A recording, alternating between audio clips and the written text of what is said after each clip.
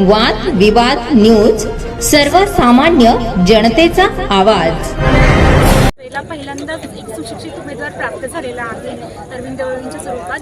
ते एक बघायला गेलो तर खूप चांगल्या विचारांचे व्यक्ती आहेत, ज्यांनी खूप केले समाजासाठी आतापर्यंत। त्यांची मुलगी असल्यामुळे मी तुम्हाला सांगू शकते की त्यांनी समाजासाठी आतापर्यंत खूप काही कामं केली आणि जर आपण त्यांना हॉकी आणि बॉलला वोट करून जर तुम्ही त्यांना मत केलं तर ते पुढे निश्चित रूपी चांगला बदल घडून आणतील असं मला वाटतं। धन्यवाद। श्री अरविंद वडवी यांच्या प्रचारार्थ भारत आदिवासी पार्टीचे खासदार श्री राजकुमार रोत यांची खंडबारा येथे जाहीर सभा झाली।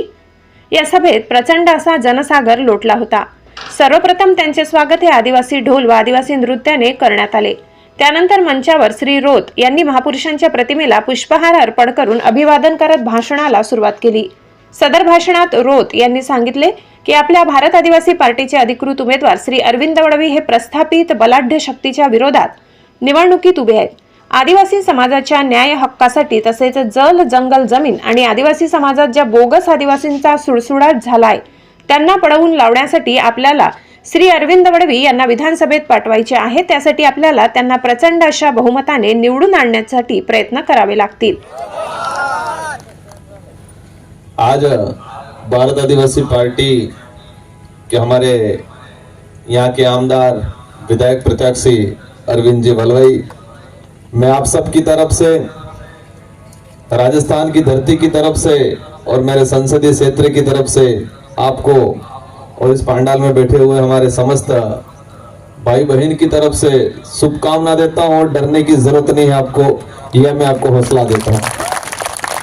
हमारे बीच में मेरे साथी राजस्थान के आमदार भाई उमेश जी, भारत आदिवासी पार्टी के, साथ ही मंच पे विराजमान समस्त पार्टी पदाधिकारी, हमारे उनके माता जी, उनके पत्नी मेरी हमारी माता तुल्य, साथ ही उनका पूरा परिवार और इस पंडाल में विराजमान हमारी माताएं बहनें, नारी शक्ति, युवा, बड़े बुजुर्ग। मैं मेरी बात को शुरू करने से पहले हम जो बैठे उससे आगे या उनको कहे कि हमसे ऊपर हमने उन महापुरुषों को तस्वीरों को लगाया है और उनको ये कार्यक्रम शुरू करने से पहले इनको नमन किया है, इनको याद किया है। अगर ये तस्वीरों में जो महापुरुष है वो नहीं होते तो शायद ये देश आजाद नहीं हुआ होता और हमको इस तरह अधिकार नहीं मिले होते और आज हम चुनाव नहीं लड़ते। मैं इन समस्त महापुरुषों का नमन करना चाहूंगा जिन्होंने अपना खून पसीना बहा के अंग्रेजों से, राजा रजवाड़ों से, मुगलों से लड़ाई लड़ी और हमारे जल जंगल जमीन के अधिकारों की रक्षा की और उन अंग्रेजों को यहां से भगाया, सामंतवादी शासन खत्म किया, मुगलों की तानाशाही खत्म की। उन्हीं से मुझे याद आता है कि जब इस देश को आजाद कराया था संविधान निर्माताओं ने, मेरे क्या है, मैं खुद जब खासदार बना मैं आमदार था और ये आमदार खासदार मेरे लिए शुरुआत में जब एक बार एमएलए बना था, मैं सेकंड बार एमएलए बन के तीसरी बार एमपी बना हूं। तो जब मैं आया था यहाँ पर तो हमने कहा था, पुलिस प्रशासन के लोग थे, कई जनों को पता नहीं था और वो भी कह रहे थे आप आमदार हो। मैंने कहा क्या होता है आमदार, क्योंकि मुझे नहीं पता था ये आमदार बोलते हैं।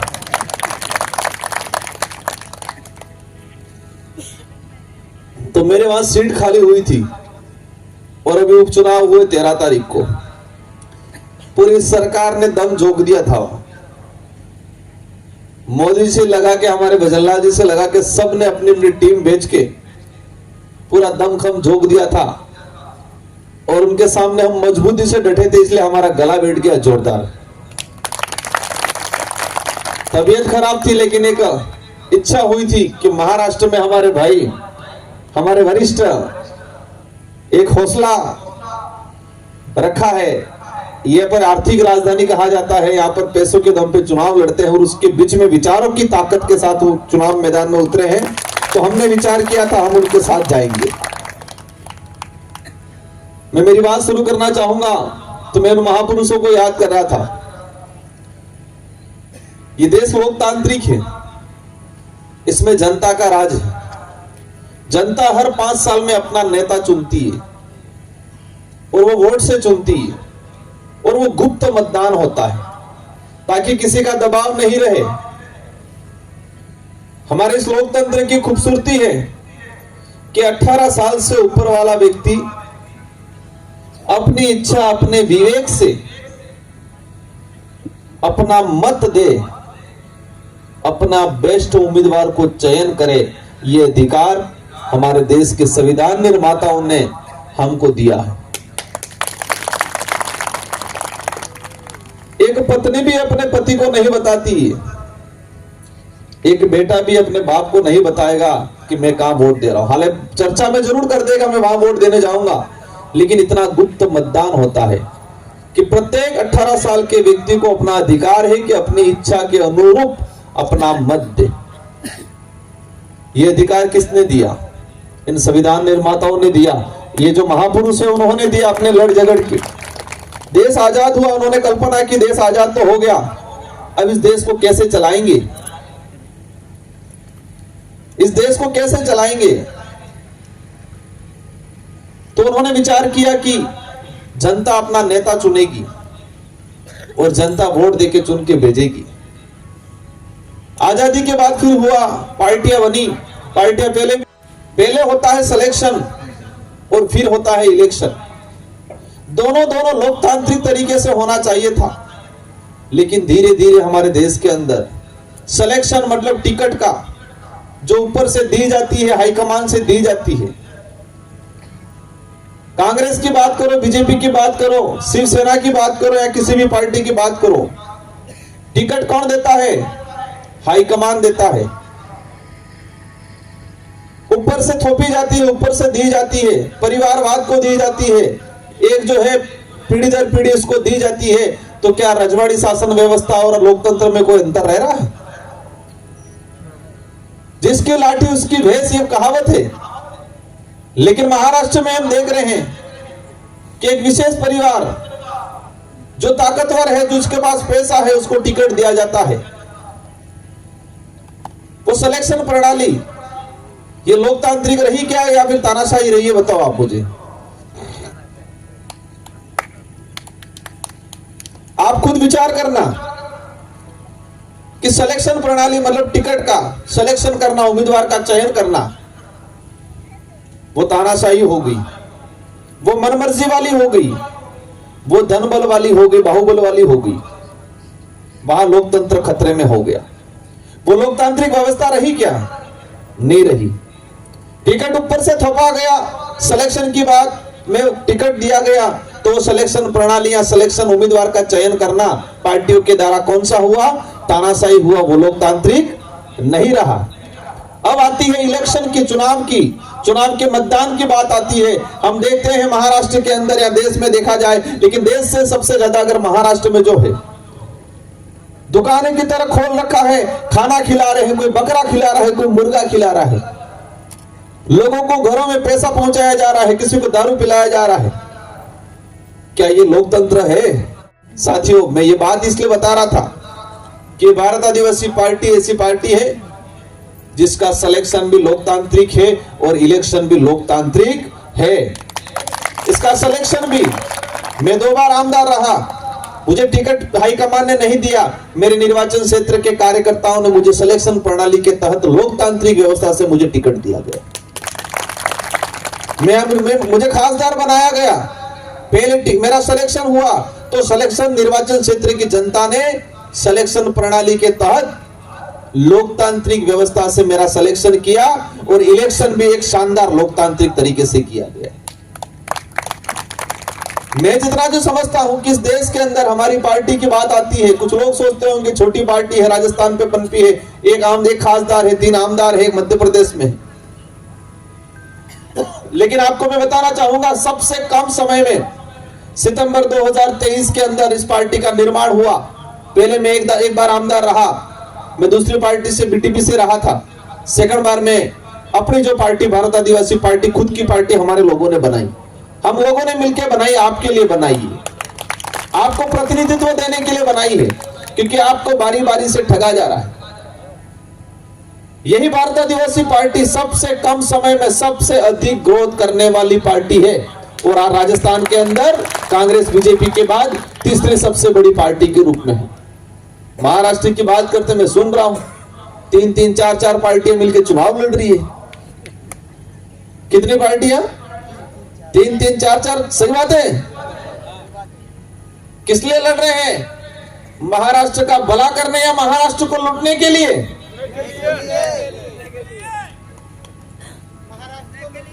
3-3, 4-4 पार्टियां मिलकर चुनाव लड़ रही है। वो क्या इस देश का भला करने के लिए, लोकतंत्र बचाने के लिए, संविधान को इंप्लीमेंट करने के लिए लड़ रही है या फिर महाराष्ट्र को लूटने के लिए लड़ रही है? वो आपको तय करना है।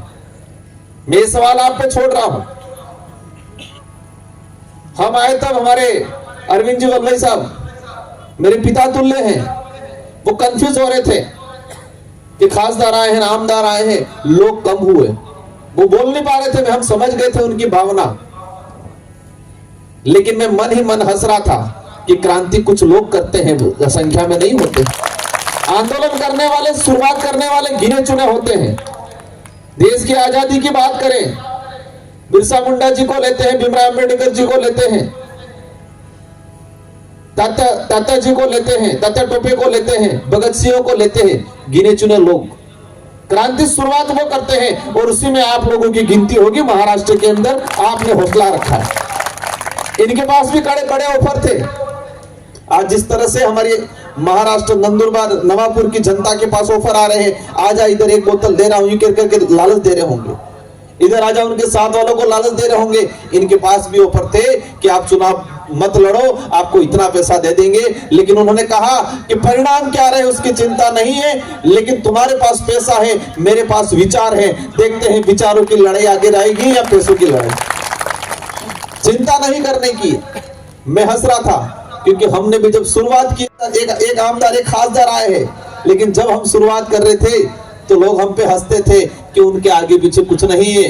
हमारे पास एक वार्ड पंच भी नहीं था, एक सरपंच भी नहीं था, लेकिन हौसला जोरदार था, अंदर जुनून जोरदार था, दमखम के साथ मैदान में उतरे और आज स्थिति यह बना दी है कि वहां कांग्रेस और बीजेपी दोनों एक होकर चुनाव लड़ती है। कई बार ये स्थिति बना रहे थे।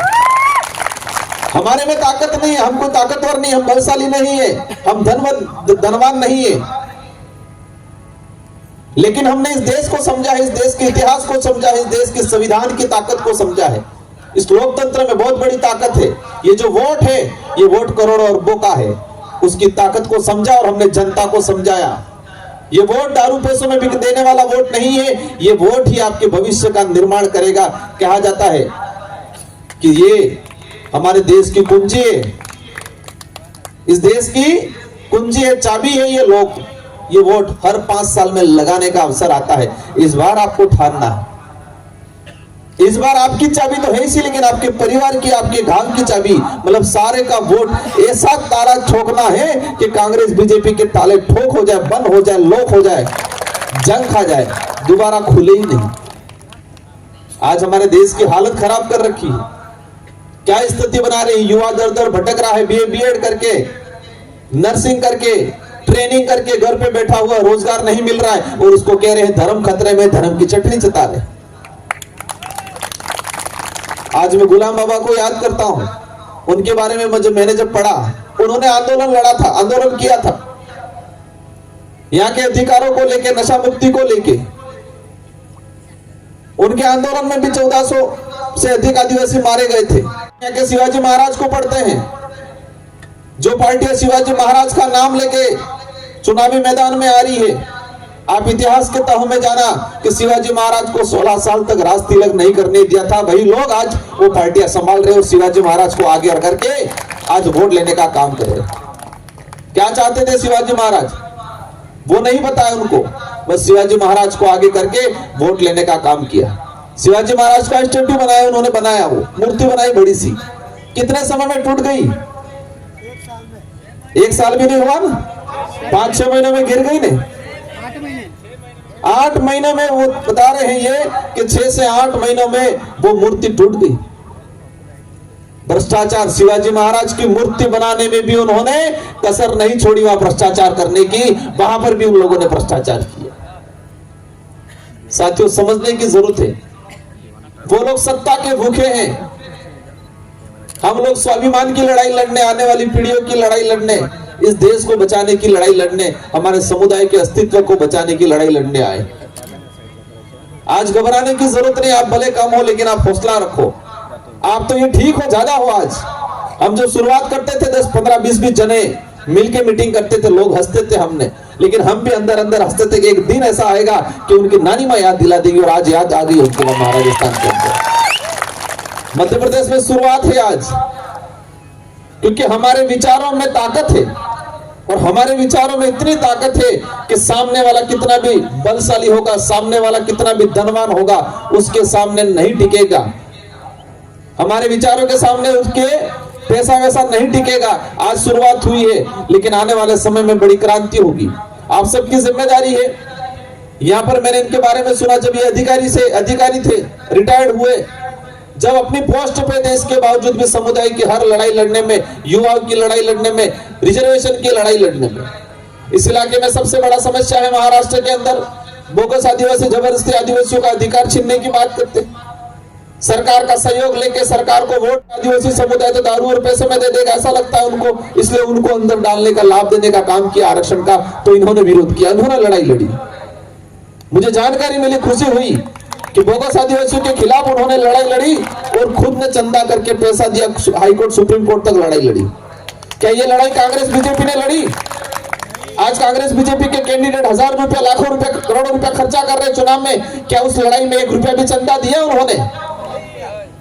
आप विचार करो कि जिस लड़ाई में अरविंद जी ने चंदा करके लड़ाई लड़ी, बोगस आदिवासियों को बाहर करने का काम किया, और उस लड़ाई में कांग्रेस बीजेपी के जो उम्मीदवार आज आपको लालच दे रहे हैं, आपके विकास के नाम की चटनी चटा रहे हैं, धर्म के नाम की चटनी चटा रहे हैं, आपको पैसा दे रहे हैं, सभाओं में आने से रोका जा रहा है, लालच दे रहे हैं, उन्होंने तब कहां थे? वो कहां खड़े थे? वो लोग रिजर्वेशन पे अटैक होता है, कहां रहते हैं वो लोग?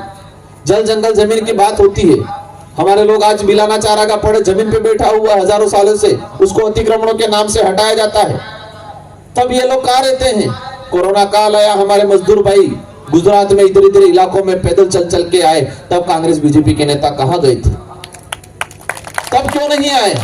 आज चुनाव में गाड़ियां लगा रहे हैं, पैसा लगा रहे हैं, मटन दे रहे हैं, खाने में क्या दे रहे हैं? सुनने में आए मटन दे रहे, तब क्यों नहीं दिया? ये विचार करने की बात है। आज आप ठान के जाना है, आज रात से सोना नहीं है। आप ये ठानना है कि मैं अकेला नहीं, और ये अरविंद जी अकेले चुनाव नहीं लड़ रहे हैं, आप सब चुनाव लड़ रहे हो। अपने आप को अरविंद जी वल्लभ मानना है, अपने आप के अंदर ये जुनून पैदा करना है, अपना परिवार का, रिश्तेदार का। कोई भी लड़ाई कमजोर नहीं होती है। आपने सुना होगा महाराणा प्रताप की लड़ाई अकबर से हुई थी, और महाराणा प्रताप आज पूरे विश्व में प्रसिद्ध इसलिए है कि एकमात्र ऐसा राजा था जिन्होंने अकबर के दिन तक, उनके पास हजारों की सेना थी, और अकबर के साथ मान सिंह के नेतृत्व में लाखों की सेना थी, लेकिन जीत हजारों वालों की हुई, लाखों वालों की नहीं हुई थी। क्योंकि लाखों वालों की जो सेना थी, अकबर की सेना थी, वो पैसे के दम पे सैलरी वाली, तनख्वाह वाली सेना थी, और महाराणा प्रताप के साथ हमारे भीलों की सेना थी, स्वाभिमान वाली सेना थी, दिल में जगह रखने वाली सेना थी, दिल से लड़ने वाली सेना थी। तो ये इतिहास के पन्नों पे भी देखा जाए कि पैसे और सैलरी वाली सेना टिकती नहीं है, दिल से लड़ने वाली सेना टिकती है। और चुनाव में भी ये होना चाहिए कि नवापुर के अंदर पैसों के साथ लड़ने वाले कार्यकर्ता, और इधर अरविंद भाई के साथ दिल से लड़ने वाले कार्यकर्ता। देखते हैं इनकी नानी माँ याद दिलानी आप सबको मिलकर।